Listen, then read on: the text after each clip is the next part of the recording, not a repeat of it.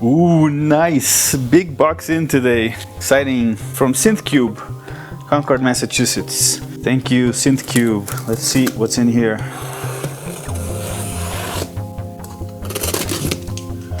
It's like a shipping statement. Peanuts. Woo! DIY ornaments in crime. Awesome. We'll take a look at what's in here later. This is exciting. Heard a lot of good things about this module. Now I'm gonna get a chance to build one and make a video about it for you guys. Nice little white box. And wow, this is a very, very tiny chip. Oh my god, it's SMD! I'm gonna have to solder these little microbes. Alright, so all SMD panel for it. Power cable. Nice knobs, nice like rubberized knobs. Jacks, Donkey Kongs, a teensy, and more SMD stuff. Resistors, capacitors, so tiny. This is gonna be my first full SMD build. This is a display, and I'm gonna have fun doing it. I don't have any of the special tools, so I'm just gonna have to try to make do with my normal soldering iron. Maybe some solder work. Headers, diodes, more SMD stuff. Power capacitors, wow, buttons I think, switch caps actually, microfarad capacitors, and here's the pots, the encoders are pots, and the PCB right here. Awesome, exciting, happy about this. Thank you Synthcube, let's go build it. I'd never soldered SMD ICs before, only a few bypass caps here and there. But I've seen a few tutorials, and there's a technique I wanted to try. Basically, you align the IC with the pads, hold it down with some tweezers, tin the tip of the iron and solder the corner lead of the IC, then the same for the diagonally opposing corner to hold the chip down.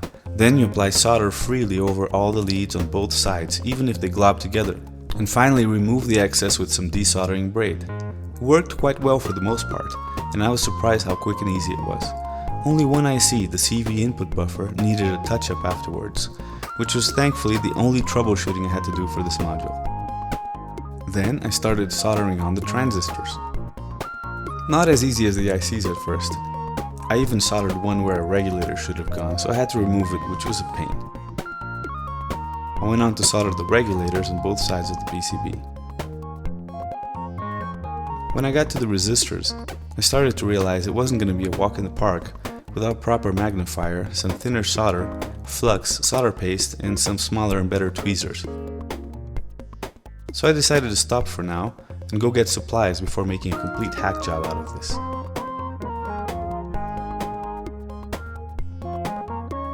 I live in Mexico City in the southern tip, which is quite a ways from downtown where all the electronics stores are. Traffic is crazy over here, but thankfully I have my trusty scooter so I can flow like water through the gridlock. My friend Tito Rivas from the Fonoteca Nacional de Mexico had asked me to help him with a tsunami project for an installation. So that gave me another reason to brave the chaos and go downtown, where he was waiting to meet me and get supplies for his project too.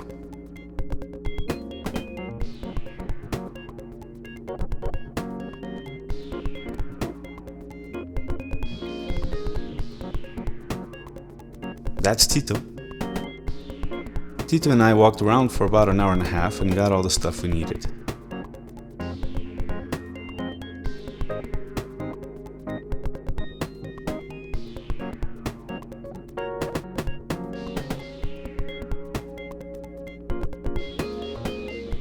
And I was back on the bike and on my way home to resume this build with better tools.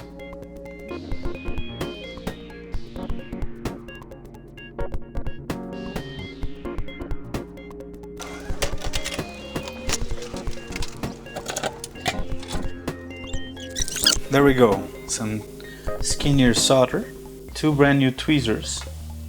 This one actually, you can hold the part with one hand while I solder with the other without having to push down or anything. And some solder paste to keep the iron nice and clean.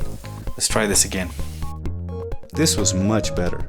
With my new tweezers, I was able to hold the parts in place with one hand, while I soldered one side to a pre-tinned pad, then soldered on the other side. The solder paste was practical for cleaning the iron's tip and coating it with flux, and the big magnifier allowed me to inspect my work with both eyes at the same time, which for me is much better. The thinner solder also made it easier to do all of this more precisely. Most of my soldering turned out quite crooked and irregular. It's quite honestly the ugliest SMD job I've ever seen. But everything was sturdily soldered in their rightful places with no shorts or cold joints, except for the op amp I mentioned earlier. I then soldered on the few through-hole parts and the power headers, followed by the female headers for the Teensy. I placed the male headers into the females as support for soldering them onto the Teensy itself. After soldering on the power header, I thought I put it on the wrong side of the board and went through the arduous process of removing it, which destroyed it completely, only to realize I had indeed soldered it correctly in the first place, and after facepalming a few times, I put on a new one, but I had destroyed some of the traces in the process and had to do some ugly surgery to get it all working.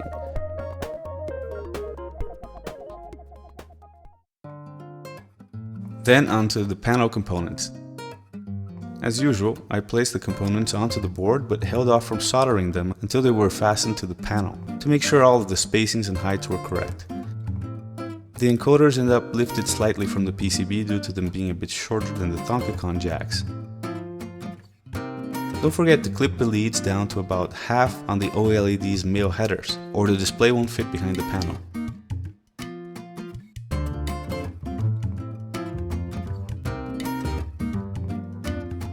This panel is aluminum, which is conductive, so I clipped the OLED's protruding legs down flush and put some electrical tape on the inside of the panel where it might touch the terminals. The kit includes a standoff and a screw to hold the OLED in place as well. That was it. I tightened the nuts on the panel, checked the module for power shorts, made sure the ribbon cable was oriented correctly, uploaded the hex file into the Teensy, and plugged the module in to calibrate and test. I don't have a super precision multimeter, so I had to do the best I could with my cheap one. I hope to get a better meter soon and properly calibrate this module, since I do plan to use it for microtonal music, which requires very fine tuning. Now let's see a little bit of what this monster can do. Ornament in Crime was originally designed as a complex digital ASR, or analog shift register. But the alternative firmware, by Patrick Dowling, MXMXMX, and Tim Churches, turns it into a behemoth of a polymorphic module, with 10 different apps, including an enhanced version of the original ASR mode, a 4-channel pitch quantizer, a wavetable quad LFO, a quad VC envelope generator, and other more esoteric modes based on complex mathematical principles.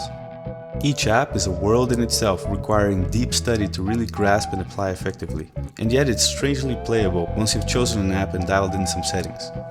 For this demonstration, I'll be using the Copier Machine app, which is the expanded version of the original ASR mode.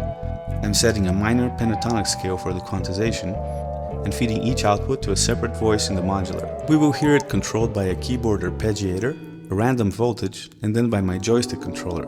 Before I leave you with the sounds, please like and subscribe, follow, and pitch in on my Patreon so I can keep on making cool videos. Enjoy and see you next week.